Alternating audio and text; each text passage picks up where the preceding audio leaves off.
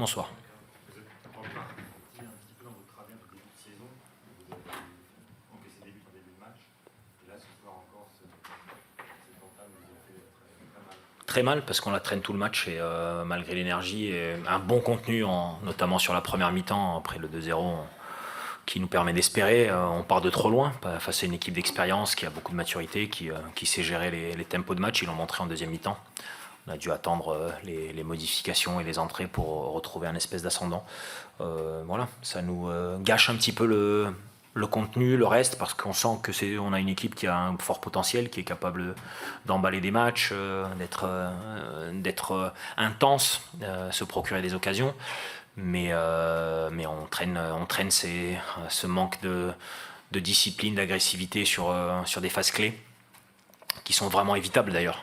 Le penalty concédé, c'est, on va dire, pas besoin de faire beaucoup d'efforts pour arriver à scorer de l'autre côté. Donc le but sur un contre après notre coup de pied arrêté, alors qu'on a une sécurité derrière, il est juste incompréhensible.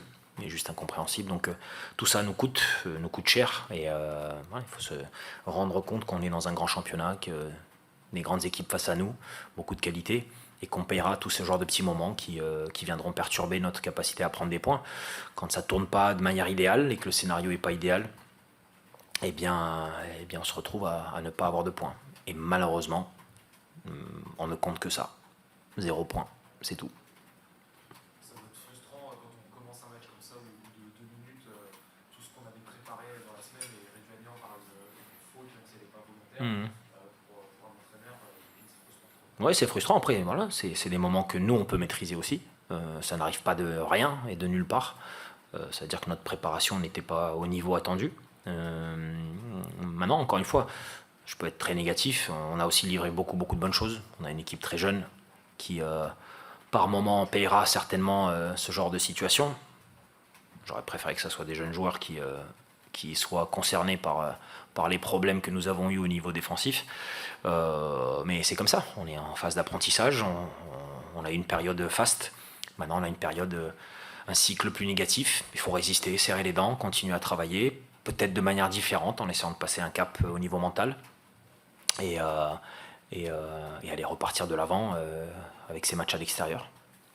Bien sûr, le groupe du match est meilleur que ce que vous avez pu livrer à Auxerre, mais vous avez vraiment fait 20-25 très bonnes minutes dans la deuxième partie de la première mi-temps.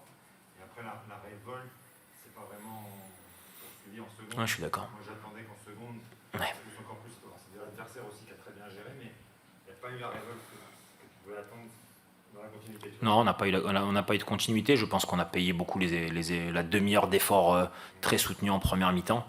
On était partout, on était sur le pressing très haut, on était sur le deuxième ballon, on était en contre-attaque, on revenait à chaque fois sur des longues distances et on s'est un petit peu essoufflé sur un moment de la deuxième mi-temps. Leurs changements aussi ont permis de mettre de l'expérience, de remettre un contrôle sur le ballon.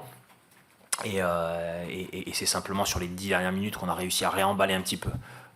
Mais c'est pas illogique d'avoir eu ce scénario où on a eu un petit moment sans être vraiment dangereux. On a centré de trop loin, on a pris des possibilités trop lointaines du but.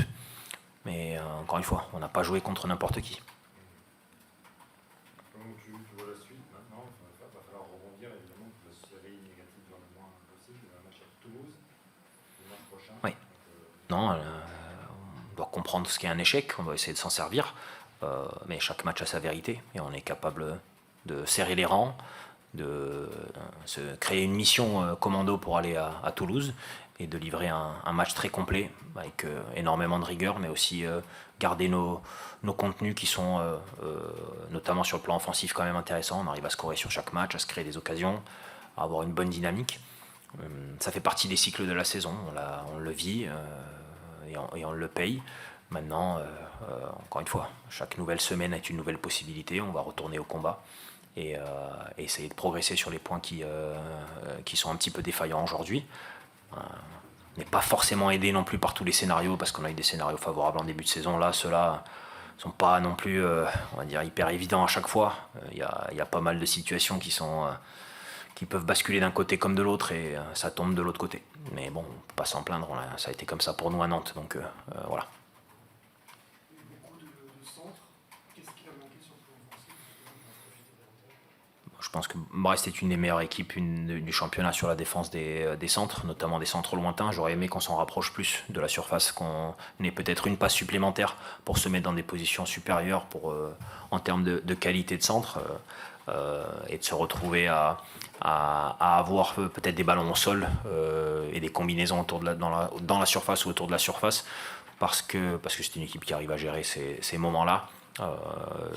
Et ça, c'est certainement une zone de progrès pour nous, de savoir qu'on ne va pas, contre toutes les défenses, pouvoir bombarder sur des centres très longs. C'est un élément qui représente quand même peu d'efficacité dans le football de haut niveau. Et la passe supplémentaire pour moi.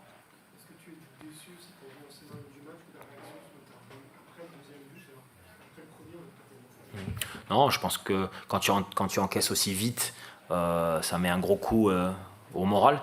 Et par contre, on doit être capable, au niveau psychologique, de casser ce moment-là et de repartir comme si rien ne s'était passé, ou en tout cas l'utiliser pour sonner le réveil. Et malheureusement, on a continué à être endormi jusqu'au 2-0. Et à ce moment-là, on a vraiment pris conscience, ok, il y a un problème. Maintenant, il va falloir faire autre chose en termes d'énergie, d'agressivité. Et ça nous a transformé le match. Mais c'est le haut niveau. On ne revient pas en partant d'aussi loin face à des équipes de ce calibre.